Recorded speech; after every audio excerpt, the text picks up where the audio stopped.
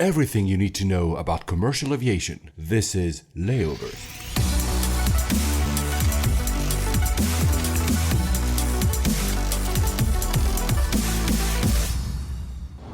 Hello ladies and gentlemen, welcome aboard from the flight deck. This is Paul Papadimitriou. Hello everybody, this is Alex Hunter. We'll be your pilots for this show about the news, the startups and the technologies defining the modern air travel experience. Our flight time today, 1 hour and 5 minutes, and we expect on-time arrival. Coming up on this flight, the major US airlines seem to be losing the lobbying battle against the Middle Eastern carriers. The European Union calls for even more open skies between the two sides of the Atlantic. Swiss gets its brand new Bombardier C series, and it looks amazing. Boeing might well include a 747 in a deal with Iran. India leads the way in self-sufficient solar-powered airports. The uncertain future of air travel in the UK after Brexit. Serbia launches a new US route displaying the network power of Etihad. Emirates hires Christoph Müller. Will he become their new CEO? As we reach our cruising altitude, I'm going to turn off the fasten seatbelt sign for you. Now, ladies and gentlemen, sit back, relax, and let's turn on those noise-canceling headphones. Flight 43 to San Jose. Hi, Alex. Hi, San Jose, California. Yeah, you were just That's there, San but Jose, the most important part, you flew there in a 787. Finally! So how is that? Finally! How long has that plane been flying for? Jeez. Every So- time the universe conspired to make sure that I did not fly on that airplane, but I even changed my destination because I was going to San Francisco. All my stuff was in San Francisco, but I mentioned the fact that I was going to the Bay Area on BA in their business class product, and I pinged our good friend Johnny Clark over the Design Air and said, okay, which one, A380 or 787? And he suggested the 787 because the cabin is smaller and more intimate, and he was right. But holy heck, what an airplane. Yeah, you like that, right? The best thing, I mean, without all of the other technological advances of that airplane are amazing, and you know, the cabin humidity and the pressurization and all that. But those windows, Yes. they're huge. They're huge. And you know, with the way that the BA cabin is laid out, and I'll talk more about that in a second, you get 3 windows. And so you can kind of like push your face against the window and see for miles and miles and miles and miles and miles. And because it's got that wonderful tinting feature, the quality of what you're seeing is just enhanced so much more. It's just that whole thing is just incredible. So just one thing, because I was slightly frustrated, as I said in the previous episode, where the shading, was it working correctly? Yeah, it worked beautifully. Because for me, did you actually get full black quickly?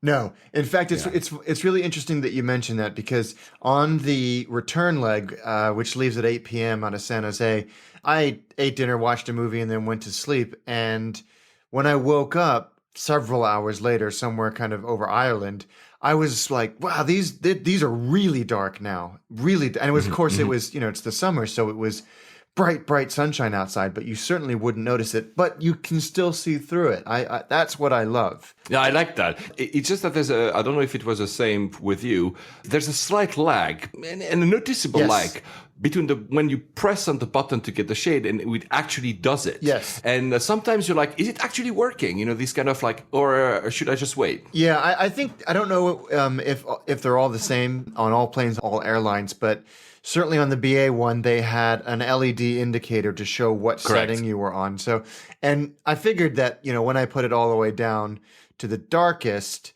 that it was just going to do its thing. And I was surprised at how dark it was when I woke up. And it certainly wasn't that dark, I don't think, when I went to sleep. No, I have the same feeling. It happened to me the 2 times I flew that aircraft, the same thing. When I went to sleep and when I woke up, I said, oh, it's darker than what I remember. So probably, I don't know if it's simply because the window takes forever to get there, or maybe because there's a master switch somewhere. And then I when was they just decide, thinking the same thing. I wonder if there's an even darker setting that the flight crew, the cabin crew have access to. I'm not sure, but those windows are revolutionary. I'm blown away with it. For someone who loves just the window seat, it was, you know, it's funny. I took my youngest son to the Duxford Flying Legends Air Show this weekend, and we went on some of the old airliners, which, by the way, if you're in the UK at any point, Duxford, which is near Cambridge, about 45 minutes north of London, have a row, not to mention a Concorde and a Blackbird, but a row outside of old retired British airliners. There's a Trident, a BAC 111, a VC-10, and one of them was this beautiful prop job, and the name escapes me, but the windows were absolutely maybe a foot and a half across. They were perfect circles. It's so funny that, and this was sort of circa 1950s, it's so incredible to me that it's taken us this long to get back to decent-sized windows. But actually, we'll talk about it later, but I think that the new C-series of Bombardier also seem to have larger windows. Oh, good. The 350 that I flew from, I mentioned that in the last episode, from Doha to Munich, also has slightly larger windows than a normal Airbus, but clearly not as, wow, when you enter the 787, the Dreamliner, that's the first thing you see, like, holy cow, how big they are. So, yeah, I'm so happy you flew it because, man, this is the new 747. Yeah, I'm a real fan. And the BA business class product is weird. I think the word I used when I told you about it was quirky. Yeah. Because all of the window seats face backwards. And that's fine. In fact, for me, it was perfect because I got front row seats to the engine and the wing. And so on takeoff, I could watch that incredible wing flex. Oh, wow, that's nice, actually. Yeah. It was so, I'm flying backwards, isn't a thing for me. But the way that it works is like this, if you're in a window seat, you have to step over the person in the aisle seat to get to the aisle. There's no other way to do it. You can't get out. Are these in some kind of herringbone? No, they're straight. Straight. But one faces backwards, one faces forwards. And so you also have this thing where you're like very close to the face of a total stranger. Yeah, but there's a privacy wall. There is, but then there's this sort of level of awkwardness as, who's going to put the divider up. And interestingly, on the day flight from London to San Jose, as soon as the safety briefing was finished, we were still on the ground. One of the cabin crew came over and put it up for us to kind of remove that awkwardness. But it's a really strange configuration. I don't know. I mean, the seat itself is average, but nice. Oh, okay. It was a really strange setup. Well, I'm happy you flew the Dreamliner finally, and I hope you're going to fly it more. Me too. I'm going to try to fly it more. We've done a few flights. We're going to mention them all throughout the show. A lot has happened since we last recorded. I was a bit late actually putting the last episode on. I'm really sorry because I actually took a vacation. There was a Euro. It just finished last night. Portugal won. Sorry, Alex. I know you were supporting France last night. And the funny bit about that is I flew one leg just London to Munich and back. I had an event in Munich. I also mentioned it later. And it was really funny because it was during the Euro. Germany was still playing, so I hadn't been thrown out at that time. And when I entered that flight, it was a very early flight. These flights that are at 6 a.m. or something out from Heathrow.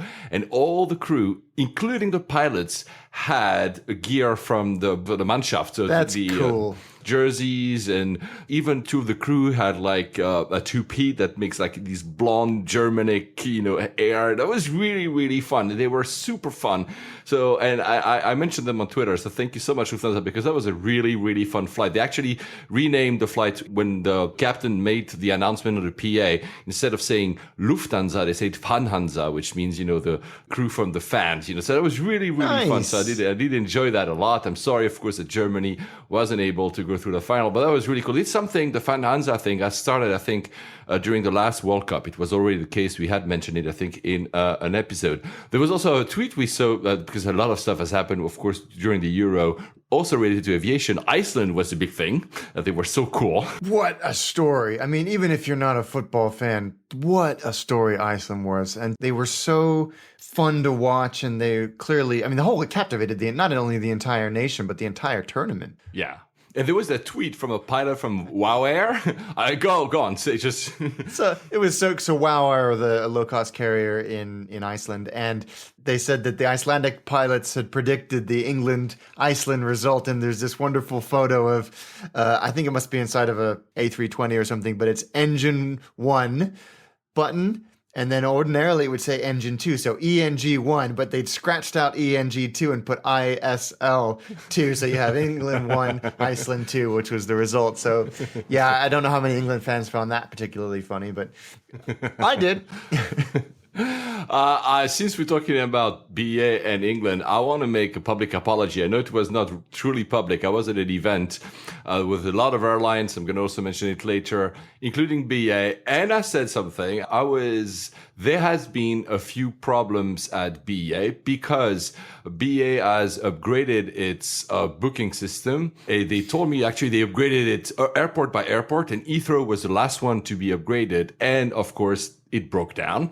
Nothing was working. So on top of French ATC airstrikes, then weather, then this. And me on the conference, because it had just happened, I say publicly in front of hundreds of people, I kind of was not really nice to BA. And of course, then the BA representative came to me after the event and says, that was not super nice.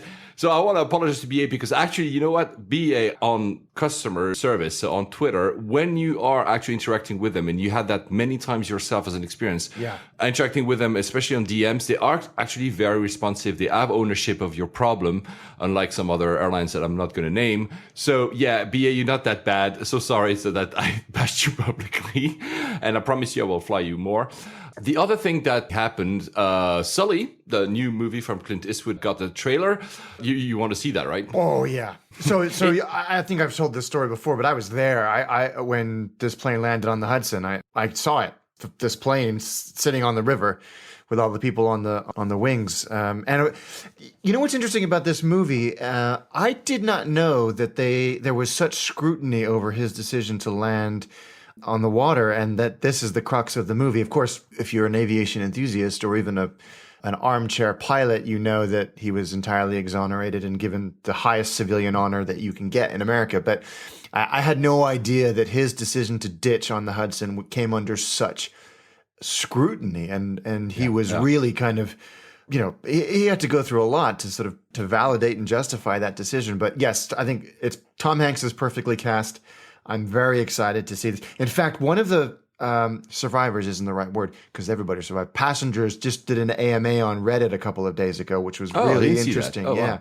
And said that it was, I mean, you guys go and read it. I think it's fascinating. But she said that everybody was really not chill, but there was no pushing, there was no shouting, there was no shoving, which is extraordinary, really.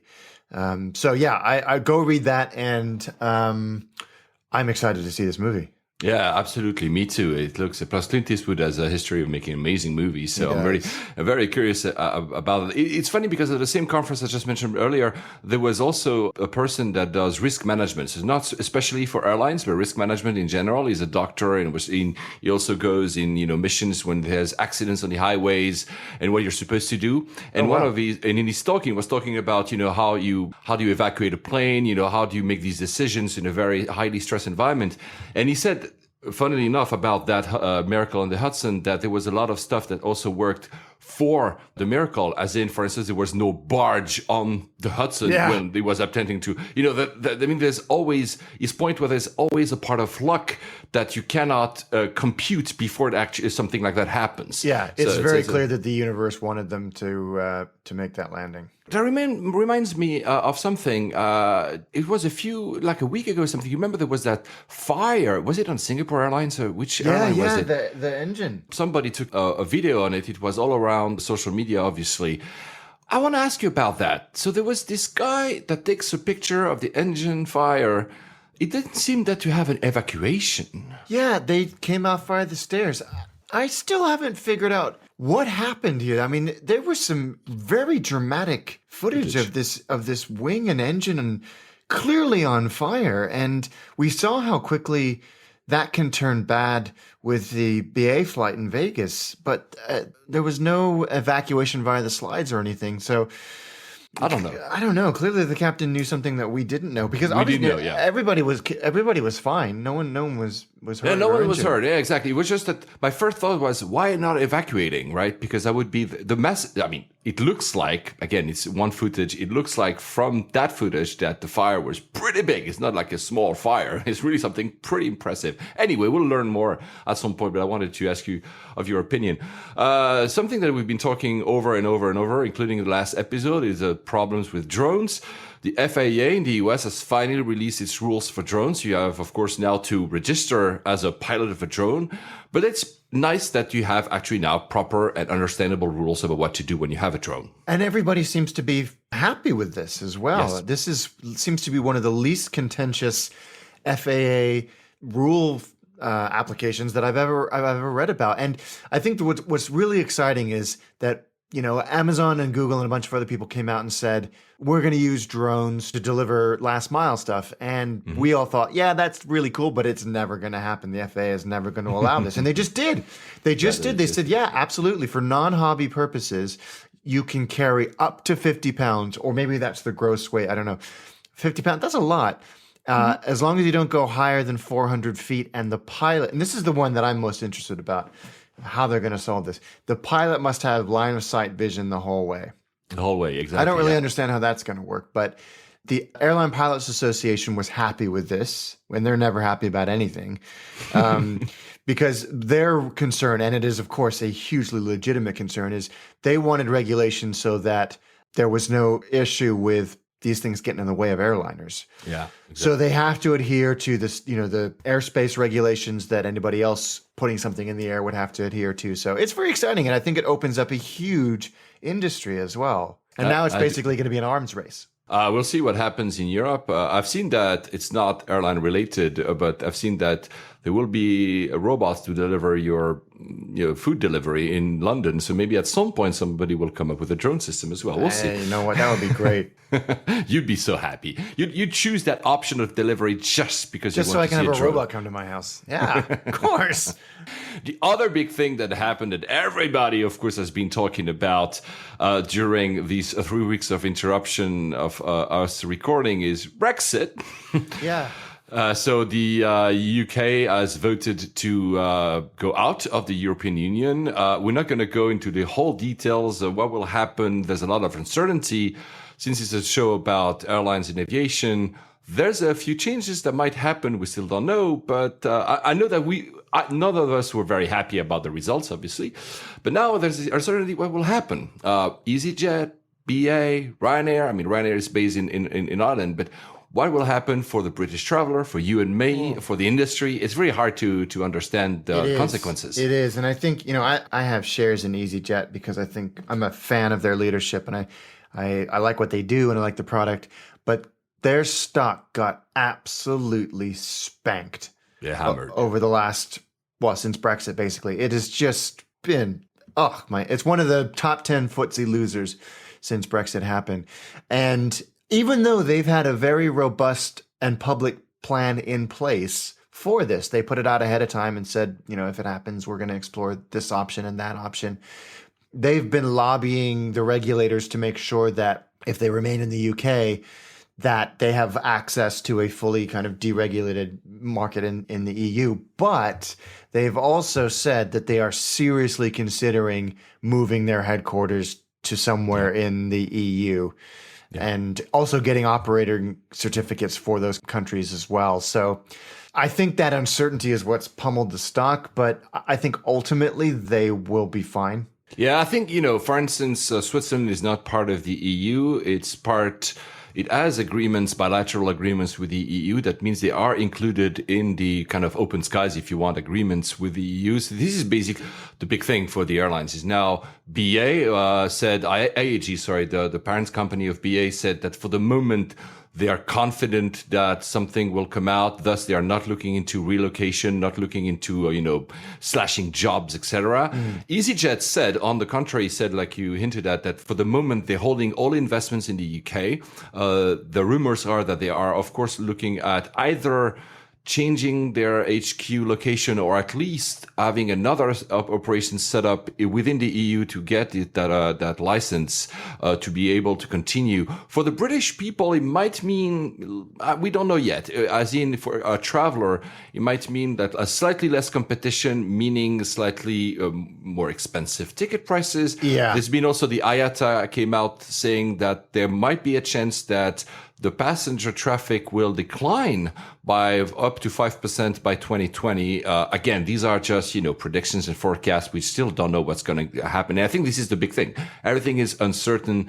Ryanair, as I just said, are actually in Ireland, but we know that they have big operations in the UK. What will happen, they will also probably lobby, because they still need that market, as in they still need the UK for their bottom line. So they probably will lobby for an agreement to stay in. This is not, the process hasn't even started. This is something that will take at least 2 to 3 to 4 years. So we don't know what's going to happen. For the moment, guys, don't worry. You can still come to the UK or travel from the UK as before. We're still part of the EU until that point in time at some point. So we'll continue monitoring it. But it's true that for us living here, it's not very clear what's going to happen.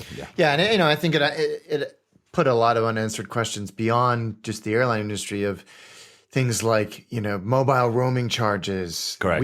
There's a EU-wide restriction or cap on fees for that. And if we're outside of the EU, we won't get that. I mean, it's a problem for the UK and not Europe. And it will be very interesting to see what actually happens. But you can understand why all of these airlines and all of the trade organizations and associations have put a lot of time and energy into this and started off their processes as soon as the vote result came out, because moving an airline the size of Easyjet or Ryanair or some of the BA subsidiaries or IAGs, that's not a small thing. No. A lot of the big companies in the UK already had contingency plans. The big financial firms, obviously, the consulting firms. KPMG just named the head of Brexit, somebody just going to head that project. They already had contingency plans. Should we move out, etc. So again, we don't know what's going to happen, but there are going to probably be some changes. One of the big ones is, sadly, apparently the third runway at Heathrow is still pushed back. It's said, okay, we don't know, so let's just push it back. Yeah, nobody wants to take ownership of that. That's ridiculous, isn't it? Yeah. It just keeps going and going and going. To the point that I was feeling like, since, David Cameron, our prime minister, resigned, he should have said, okay, let's build the third runway and I'm resigning, because that's a hot potato nobody wants to take. He should have just, oh, well, anyway, thinking about, since I was a third runway, the other option is to have, of course, a second runway at Gatwick. It was at Gatwick. I took a holiday. I went to the south of Italy, Bari, BRI, that's the airport, with Easyjet. Old aircraft, so the old seats, but honestly, like you, big fan. It was a fantastic flights both ways in terms of the product. The people are great. I was in emergency exits. I really like that they moved away from, free seats for all and have number seats. Yeah, me too.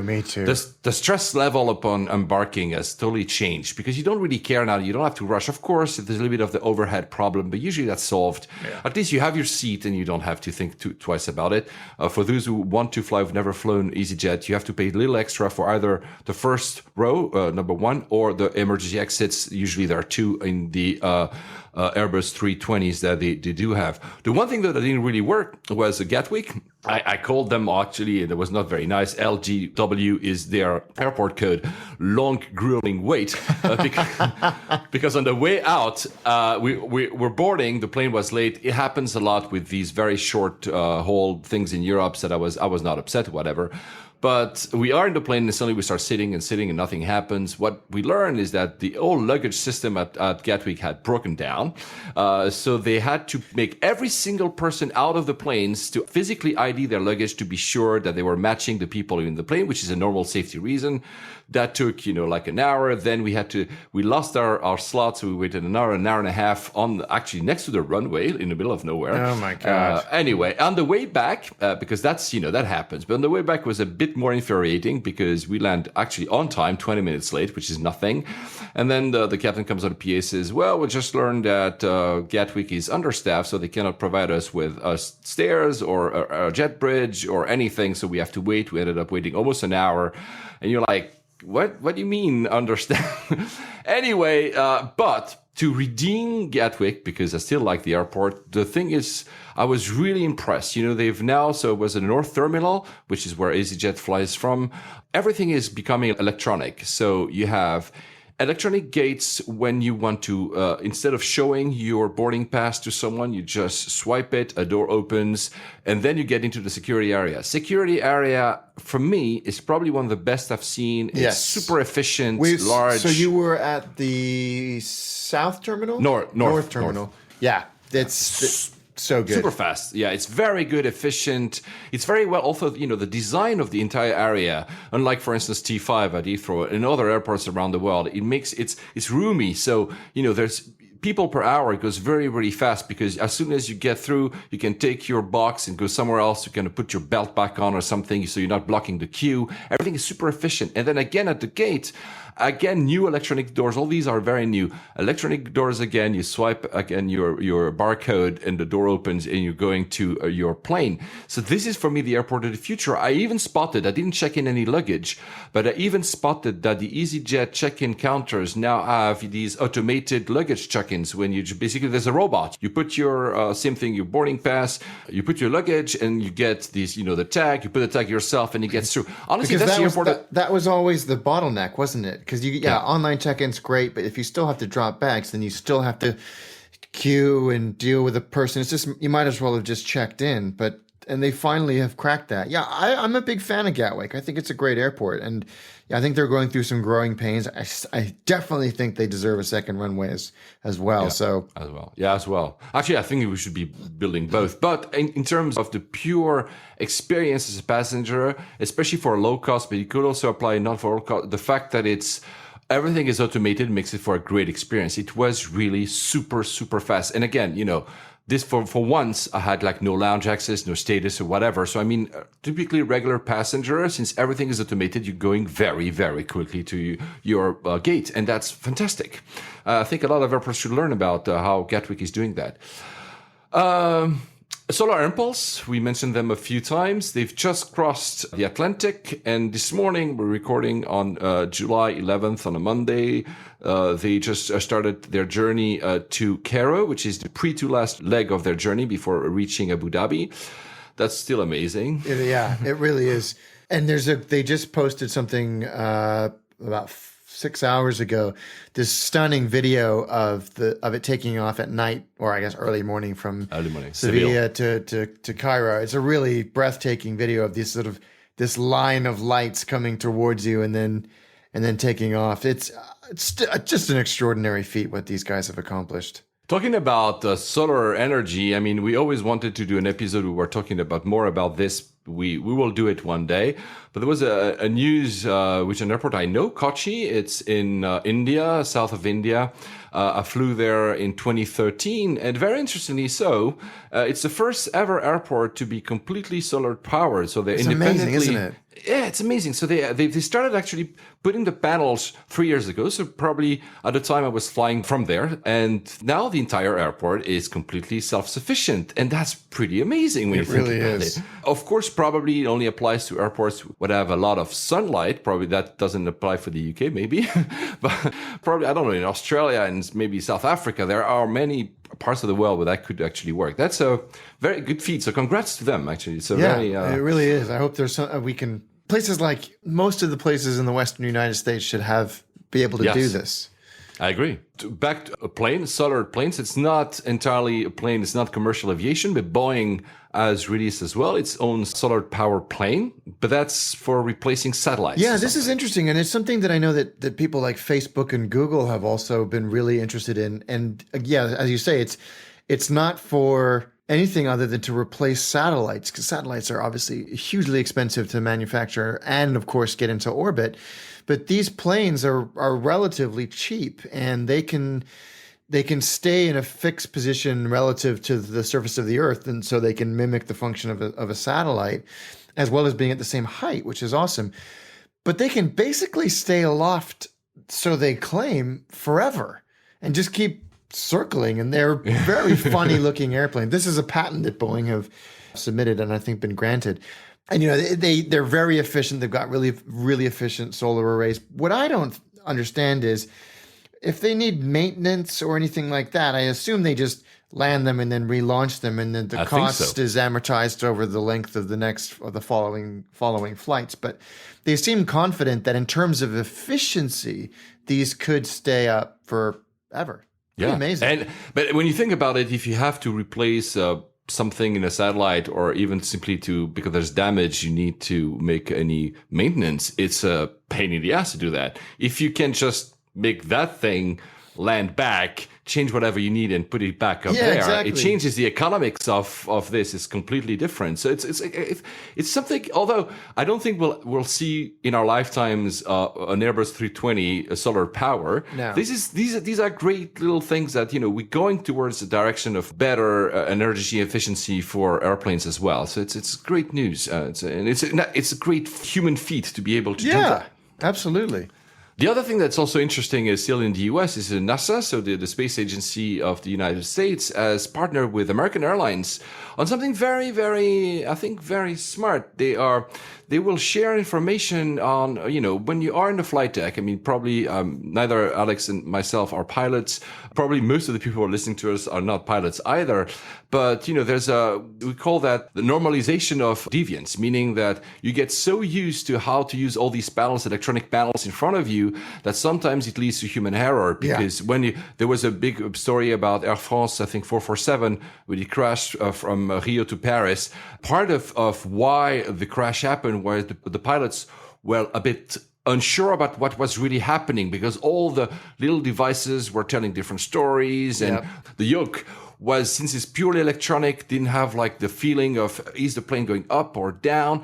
And this is exactly what basically they will teach each other. They will look at, how are pilots, are the crew reacting to different inputs and outputs on flight decks, and learn from both sides what NASA has learned, what AA has learned. I think it's an interesting joint venture here.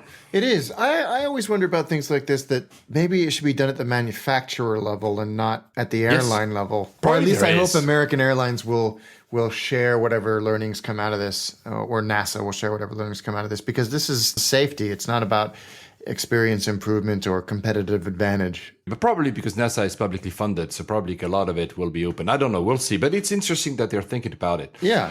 The other thing that's happening, and still talking in the US, but back to the UK, is Farnborough, the big trade show, aviation trade show, just opened today, actually, Exciting. In the UK. We're not going because I'm flying to this afternoon and Alex is flying tomorrow morning. We'll cover a lot of the news that's being talked there, obviously, in the next episode. But I wanted to just say something. Is happy birthday to Boeing. They're 100 years old. And they have, if you are going to Farnborough, if you're lucky to be there, you should visit their stand. They have a whole stand with their Centennial. So they offer a lot of history, what happened in the last 100 years. You should do that. We'll cover Farnborough in the next episodes. Still talking about Boeing, something that warms our hearts. The 747 program seems to be saved, or at least gets a little bit more lifetime. Again, this is so exciting. They had a, relatively huge deal. $4 billion from Airbridge Cargo, which is a Russian cargo airline, and they have ordered 10 747-800s, or 747-8. So this is just great news. I'm so happy about this. But that's a freighter version. That's right? a freighter version, yeah, which I don't know how I feel about it. It's great that the 747 line is carrying on, but I want people to be in it. And if you want people to be in it, we mentioned last episode that Boeing and Iran were looking at making a deal to sell aircrafts. It's possible that the 748 might be in that deal. So maybe that's a good point. That's a good point, because it's a huge deal. We'll have to fly to Iran to fly it. Fine. We both would like to do that. So between the US and Europe, there's obviously the Open Skies Agreement that allows, freedom of flying between the two. We've seen there have been some hiccups. Norwegian comes to mind. It's been seemingly blocked forever in the US. What's his name again? He's the European Commission's Director General for Mobility and Transport. Thank you. You see, you're so much smarter than me, Alex.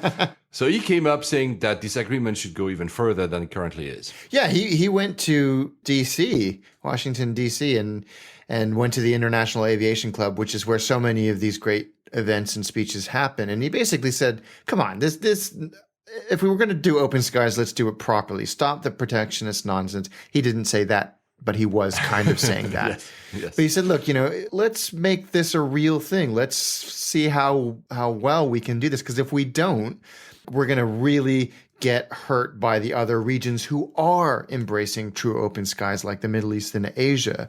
And they're even talking about removing airline ownership caps, permitting cabotage, which would be amazing if that were to happen. But of course, they're going to get fierce resistance from any of the U.S. carriers, or a lot of the U.S. carriers on this. But I'm glad that they're being frank about this and saying, if we don't do this, you might gain in the short term, but we will all lose in the long term. So let's at least start the conversation about that. And he said, and he put it right in front of the big carriers and said, the barriers that exist in the U.S. market are no longer relevant in a global economy. Now that the U.S. majors are consolidated, profitable, and controlling 80% of the U.S. domestic market, what are you guys so worried about? I mean, to quote him, he said, what are these powerful and competitive airlines so worried about? And to you, sir, I say bravo. I would love to have been in that audience and seen the faces of some of the big U.S. airlines. Alex and myself would have done a standing ovation for that one. Yeah. No, it's true. It is true. We'll come to in a few minutes about our lifelong story of this show layovers about the U.S. free versus the Middle Eastern airline. But in that particular situation between Europe and the US, which it's true, it should be opening more. It will lead. I mean, every time it opens more, it's better for the passengers. It's better for the competition. We get better deals over time. So I think there's just, the American Airlines, they are solid and good airlines. Yeah, there's no doubt about that. They will be able to compete with the Lufthansas, the Air France, the KLMs, et cetera, et cetera. I mean, there's no way they should actually. And to repeat what I always said, they are doing that in Asia. They fly from Tokyo to Manila, and they are basically already doing cabotage. They already are doing stuff that they're resisting on the other side. So I hope we'll go in that direction, although we probably will see a lot of resistance, as you just hinted at.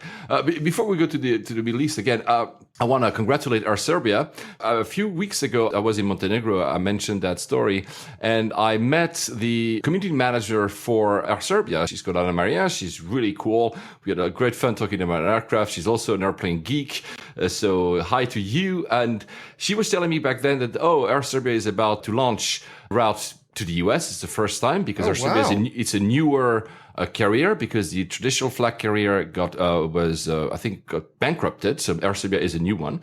So, and they just did that. They just went to the US. She was able to fly there. I think I've seen picture of her on her Facebook page, which is in business class and flying there. So that's really cool. It's an A330. The interesting bit though in that story, because otherwise we cannot always name the new airlines that launch new routes every show. The interesting bit is that the backstory is that Air Serbia is actually partially owned by Etihad. And we know that Etihad is investing in a lot of different airlines around the world, including in Europe. That's their way of growing. And the very interesting bit about that particular route is that, Air Serbia wanted to do it. It's a bit of a gamble for them. So the Airbus A330 actually belongs to Jet Airways, which is another airline that Etihad actually has invested in. The pilots of that same Air Serbia plane that went to the US were trained by Alitalia, which is another airline where Etihad invested. The cabin crew itself of that flight to went to the US was trained in Abu Dhabi by Etihad itself. So you can really see that Etihad is using all these different resources to pull through and to create that new flight. That I find very interesting as a backstory. Yeah, that is, it shows how that whole relationship is starting to come to fruition. Yes, for them. Yeah. So anyway, congrats to Air Serbia. I promised Ana Maria I would fly them one of these days. So I'll find an excuse to go to Belgrade or find a great deal to go from Belgrade to the US, and I'll be very happy to try their product.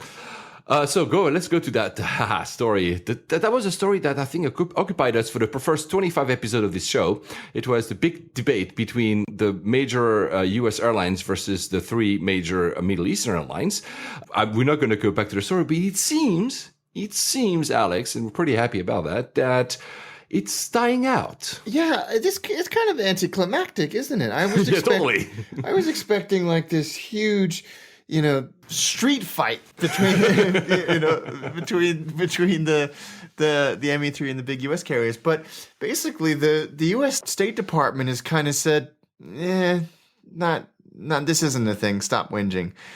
And it's like it's very, very surprising to me that it didn't go further than this. It's even the folks who are lobbying against the ME3 have come out and said, we appreciate how seriously the government has taken these discussions, as you know, and not said this is wrong and we're going to keep fighting and blah blah blah. So it sounds almost like they're admitting defeat. Yeah, so the story is that the U.S. State Department will not seek consultations with the governments of Abu Dhabi, Dubai, and Qatar, which means because they would have had to do that if they were really going into a fight. But since they're saying, well, you know what, we're not going to talk to them, it means that, well, this is dying out. I'm not still sure that we haven't heard the last of it. Yeah. We've seen the last episode, the story about the petty games between Delta and Qatar. So probably we'll hear more of these little stories. But it's true as well that we haven't heard a lot about this story in the past. I mean, I said 25 episodes on it. And since then, a few tidbits, but not as much as it used to be. And you know what's funny is that while the big three in the U.S. have been focused on trying to fight this in the courts, the ME3 have rapidly been expanding in the U.S. Yeah. They've been launching city after city after city. So, I mean, that battle has been lost or won, depending on which side you're on. If you want to fly one of the ME3, know that both Etihad and Qatar Airways are currently running very good promo deals, both in economy and in business class. If you go to all their websites online, you're going to find them. It's a good time to fly them if you want to test them if you've never flown them. Yeah. The other big news that was not expected was that the ex-CEO of Aer Lingus, who became then the CEO, a short-term CEO of Malaysian Airlines, Christoph Muller, is going to Emirates. Yeah, this is quite a story. I mean, we talked about him leaving Malaysia personal Airlines reasons, for quote unquote personal reasons a while ago, and we all speculated as to the reason for that. And let's be, he did a lot at Malaysian. Yeah. He got a lot done. And he kind of righted a troubled carrier, and they turned a profit, the first monthly profit they've turned in years and years and years. But he table flipped essentially and said, I'm out of here in April, less than a year into his contract, and cited personal reasons. And he's now surfaced as coming on board as a Emirates executive, and I think it's sort of chief transformation officer is his title. And so there's now a lot of people saying, well, this totally makes sense. Tim Clark is in his the heir to the throne. Yeah, exactly. He's the heir to the throne. Tim Clark's 66 years old. Christoph Muller's 47, I think. 50 something, early 50s at the most. And then he's a natural heir to the throne. But there's rumors, and that's all they are, is that the personal reasons were that Christoph Muller was fed up with the corruption at Malaysian, and the reintroduction of a 747 to the fleet was the last straw because no one consulted him about it. Yeah. And he just was a lot of, I think there was a lot of intervention, behind the scenes intervention by the state in Malaysia. And he was like, okay, am I running this airline or am I not? Yeah. And I think, he for whatever reason decided that he couldn't be as effective here as he might be elsewhere and decided to leave. So what a great catch for Emirates. Yeah, an amazing catch. And as I told you on Messenger when that happened, pretty sure that's a heir to the throne. Pretty sure. Oh, yeah. Within the next 5 years, he'll be named CEO or on the route to being CEO because he's a great person. He's really the man for the job. So it will be very interesting, especially in a phase. If you remember, we said in the last episode that Tim Clark was saying it's the end of the good old days. Christoph Muller is the perfect CEO to get into that transitional period as well for Emirates. Let's go for premium economy. Let's change a model to a less plush one for something that sets us for the next 100 years. So that's really something that they will keep an eye on. Talking about Emirates, and showing that I don't always follow what Emirates is doing, that I've been traveling a lot and I missed the news, because that news is from actually, I think, April. Emirates has actually released its new 777 business seats. So you flew it, I think, once. I flew it many, many, many times. There are several versions of that seats because, as we said many times, Emirates keeps iterating within the same design over and over and over. Yeah. But this is a change. It's not a radical change, as in it's not the privacy laden seat that you see on the 380, but it's a big evolution. since the 777 cannot really fit that model of A380 because it's not as wide, they kept the model of 232 configuration in the business class cabin. Yep. But they've added some features that make it a little bit more private. Of course, the screens are big. This is a little more luxurious. They've added a lot of, and this is always something that I like about Emirates, they added a lot of little features where to stack your stuff, little, stuff for the bottles on the side and little pockets on the side. And it's a very nice seat. I'm looking forward to being able to try it.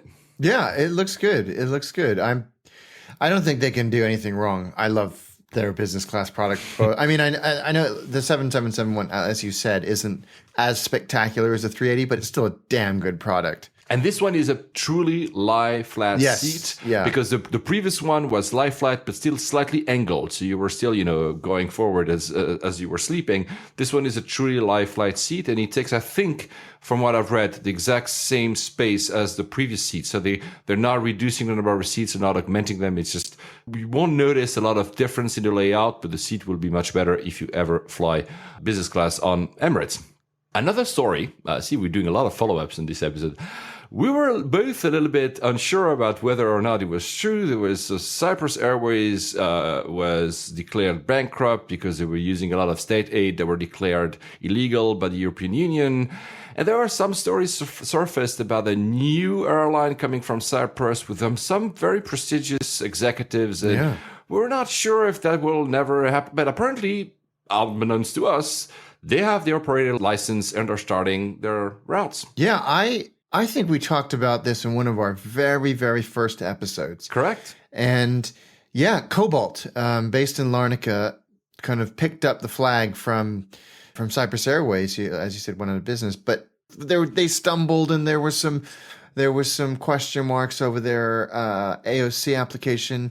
But yeah, out of nowhere, they've had a launch party, and they're going to start flying imminently. Good for them! Yeah. Congratulations. Congratulations. They're going to fly to Greece, obviously. There's always lots of links between Greece and Cyprus, but to the UK as well, and I think even Ireland, Dublin. Yeah, Dublin. So most of the flights will start throughout the summer and after in the fall, but they have 320s, 390s, and 321s, I think. I haven't checked. Congrats! And, I used to live in Cyprus for a very short while. I don't go there very often, but if I get the chance, I want to try. I always like to try new airlines. I will try Cobalt. I don't know what their sign call is. I was just trying to figure that out. Apparently, they've been flying since June 1st. Oh, so they already started. Yeah, I want to see. I want to see if they have any planes in the air. So, congratulations. If you're listening and you've flown on them, tell us. Yes. I'm leaving later today to fly to Geneva, as I always do. My father lives there. I'm going to take a Swiss. I'm going to tell the story of how I get back in the next episode because that's a bit quirky. But for now, Alex is, of course, laughing because he knows. But for now, finally, Swiss has received his Bombardier C Series, the new Bombardier. So Bombardier was able to deliver it because there was all these stories of Bombardier being on the cusp of bankruptcy and not being able to deliver the planes. And then kind of United saved them by, buying a lot of aircraft at a very heavily discounted price. So Swiss, as their first one, it flew a month ago without the Swiss livery, without the Swiss seats. People were able to try it. Now the Swiss one is there. The pictures from inside are pretty amazing. It looks like a fantastic aircraft. And we said that at the top of the show. The windows look really big, which is really something nice. The other thing is that what I found really clever, again, I've not been in there, I must try it, but in economy class, the seats are new Zim seats. Zim is one of the manufacturers of seats. The seats, the backbone of the economy seat usually relies on the two sides, on left and right of your back, basically. You have when the seats reclines. On these ones, there's a single backbone in the middle, which means that for the person behind, when you have your knees, there's more space. Yeah. And this is super clever. Very clever. Very clever. Yeah, they've done a lot of things that they're small. They seem like small things, but they'll improve the passenger experience substantially. And I think that's one of them. Those big, beautiful windows for such a small plane are also really, really impressive as well. And it's an aircraft that Bombardier says it's pretty long range. I mean, it's not, of course, it's not an A380, but it's a pretty long range, but it's able to take off from very short runways, which obviously for Swiss would mean LCY, so City Airport, for instance. It can go from, runways at only 5,000 feet. So, yeah, you'll see a lot of these things at London City. And it looks amazing from the outside as well. A little baby Dreamliner. Again, last episode you said that about the Embraer E2. Yeah, so, they're both of them. It's that nose, I think. I think it's the asymmetrical nose.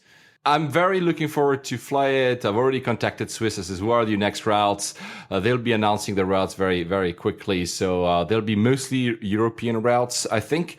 Of course, LCY, we live in London, so probably that will be something. I usually don't fly from Lucy, but I will probably change my airport just for that. Yes, it's worth it. Talking about another airline, I was in a conference in Munich as well, and I've met Carrie and Michael. So Carrie, she's the head of marketing for Air New Zealand. Michael is the head of innovation for Air New Zealand. We had so much fun together.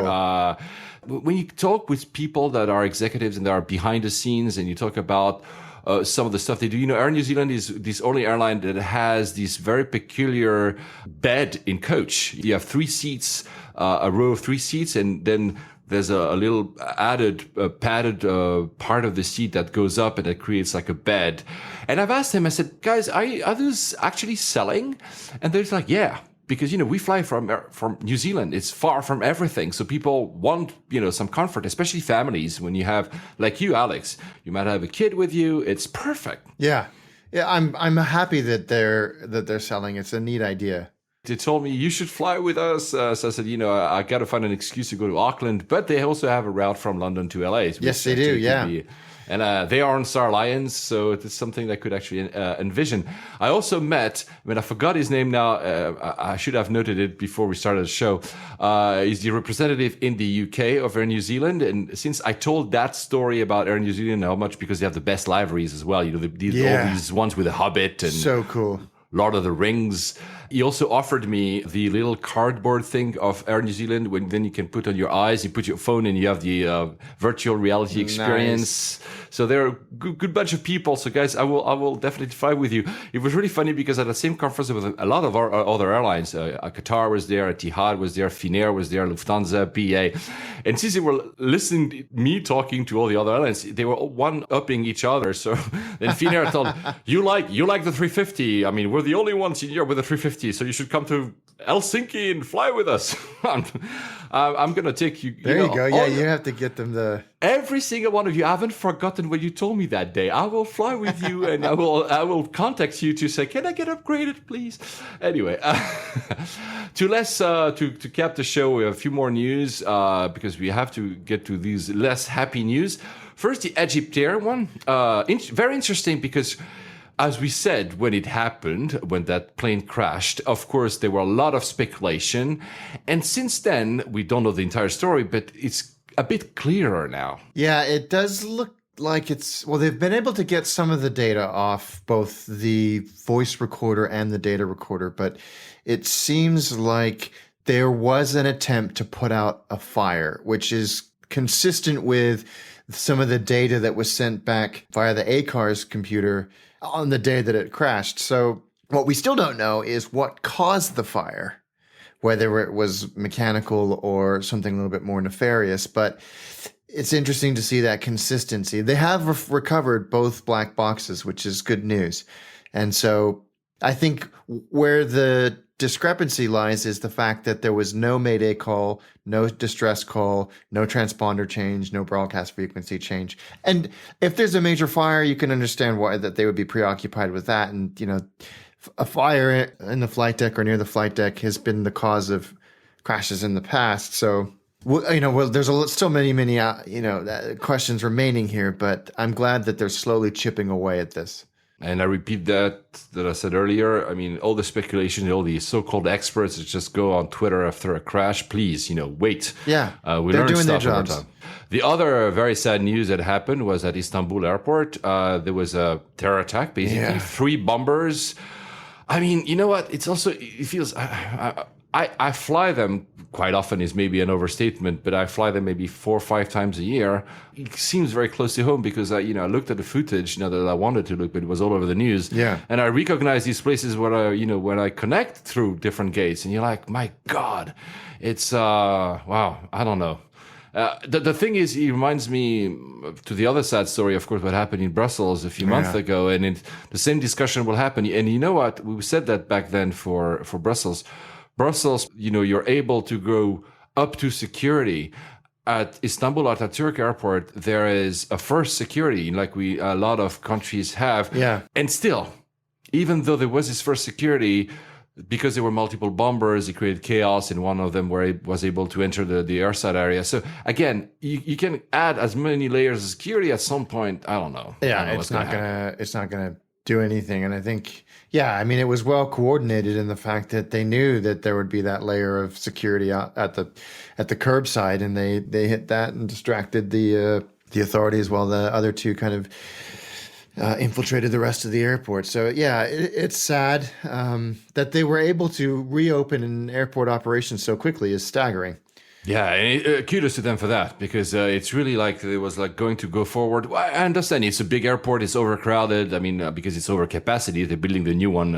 It was going to be ready in 2 years, but kudos to them for having gone through it and said, okay, we need to mourn, but at the same time, we need to keep going. We don't have any more to say, but I mean, it's really sad because it seems to be happening more than it was happening a few years ago for some reason. And it's a bit scary. Like, I'm not going to stop flying to Istanbul because of that, but it's true that it makes you think twice sometimes, sadly. Yeah, it does. It's heartbreaking, really. So to cap off this show, a little quirky news. There was an article that made the rounds. A lot of friends of mine were completely in utter shock and disgust.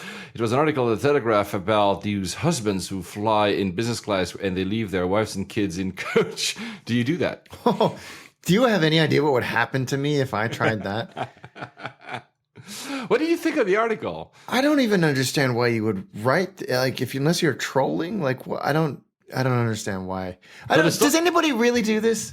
But apparently, yes. So apparently, imagine you're working corporate, you fly all around the world for work. So you have all the perks, you have your card and your status and your miles and whatever. So when you get to fly on for holidays and you don't want to spend maybe like 4 tickets of business class, understandably so because they're very expensive, and you're so used to flying with all the perks, you're like, you know what? I'm going to upgrade myself because I have these millions of miles. I'm not justifying it, guys. I'm just saying this is the story of why people like this would do it. You know what? I met during that same conference I met the representative of United in the UK, and he says, of course, one of the perks of working at airlines so close to the executive level, you have some perks for flying. You're standby, and he has the chance to fly business class, but not his family. But what he does, when he gets the business class, he gives it to his wife, and he flies with the kids in the back of the cabin. That's nice. I think that's probably a better way of doing it for marital harmony, if anything. Absolutely. Anyway, still talking about that, an article in 1843, which is a magazine from The Economist. It's really funny. I encourage you to read it. And then I discovered the Gold Lounge. It's this whole story that we all have in some ways when you fly a lot. You're happy to have a status, and then you discover there's yet another status, there's yet another undiscovered lounge, there's yet another level of, and you want to reach it. And this guy seems to go very high, and suddenly everything, he stops traveling, so he goes back to the normal level. It's a catastrophe. It's a funny read, and I feel, because I know that a lot of people go through that, so. Don't get used to the perks, guys. Don't get used to the perks, My theory is that every flight I do in my head is the last flight I'll ever do. Because then I say, you know what? If I never get that level of service again, never mind. I would be happy I've done it once in my life. That's a nice way of looking at it. Last but not least, Husband in Tow, our friend, gave a very nice review on iTunes. Thank you so much for that. 5 stars, and Paul and Alex rock this All Things Aviation podcast. And we have a lot of passion, apparently.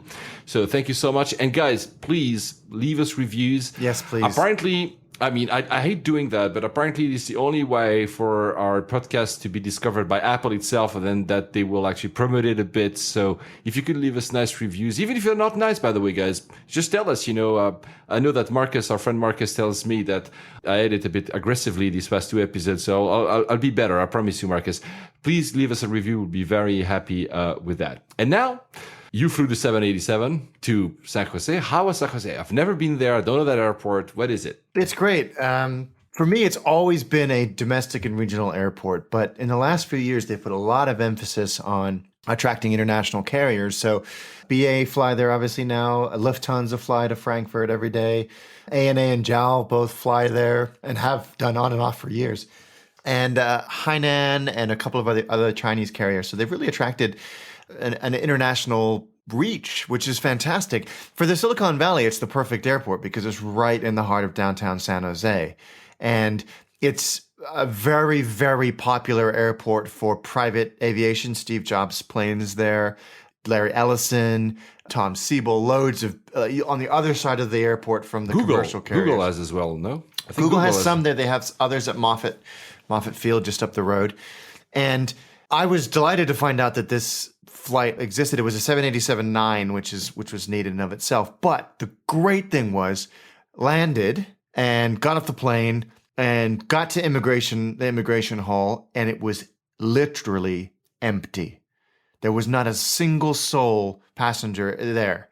And I walked up to the immigration officer, and I was like, this is great. This is like completely different from the nightmare of San Francisco immigration. And he chuckled and said, yeah, this flight is perfect. There's no other international flight for hours on either side. It's always like this. And I was like, for me, that is and I was in my rental car from walking off the airplane in my rental car in 12 minutes. Wow. On the road. Wow. And, for where I was going, which in the East Bay, it was perfect because for those of you that don't know the Bay Area, 880 to 680 to 84, and I'm home. So, yeah, it's a great little airport. The one thing, and I mentioned this, I think last time I flew out of San Jose, is security sucks. But that's an American airport thing, I think. It took forever, even though I had quote unquote fast pass. You have Pre or not? I have Pre, but you can't use it on international flights. Oh, that's true. Only domestic flights. I think they're going to change that soon, though. But even being able to go through the priority lane, it was still slow. But it wasn't that bad, and it's a nice airy terminal. And the lounge that BA used was good. It was fine. Everything was great. Everybody there was friendly, and you got some. I'll post the video because you get some stunning views. And you basically when you take off, you do a circuit towards London anyway. You do a circuit of the Bay Area to climb above the departing traffic and landing traffic from San Francisco and Oakland. So you get this beautiful tour of the Bay Area before you head towards Sacramento and beyond. So yeah, it's going to be where I fly into from now on. Oh, even though all my meetings were in San Francisco. You just sold it to me. I mean, I would do that as well. I don't fly BA, but I would just fly BA. Plus, it's a 787. Actually, that route was just open. It was May. Yeah, May. It's only just open. Is there a single terminal or is there other There's terminals? two terminals, basically right next to each other. Would you do a layover there? Yeah, I probably would actually, because you can jump. If you can get out of the airport, then you've got San Jose on your doorstep.